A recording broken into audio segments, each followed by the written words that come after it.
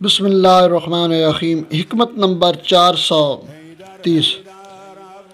مولا امیر کائنات علی ابن ابی طالب علیہ السلام فرماتے ہیں، لین دین میں سب سے زیادہ گھاٹا اٹھانے والا اور دوڑ دھوپ میں سب سے زیادہ ناکام ہونے والا وہ شخص ہے جس نے مال کی طلب میں اپنے بدن کو بوسیدہ کر ڈالا۔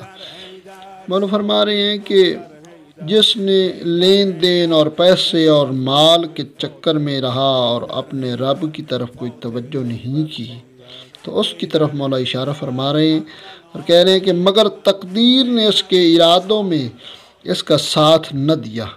وہ کچھ سوچتا رہا اور تقدیر میں کچھ لکھا ہوا تھا، لہذا وہ دنیا میں بھی حسرت لیے ہوئے گیا، یعنی وہ دنیا میں بھی یہ پیسے کی، لین دین کی، دولت کی، مال کی طلب کی حسرت لے کے ساتھ جائے گا، اور آخرت میں بھی اس کی پاداش کا سامنا کرنے پڑے گا۔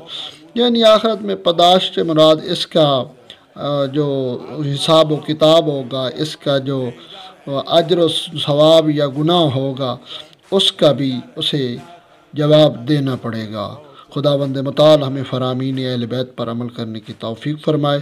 اللہم صلی علی محمد و آل محمد۔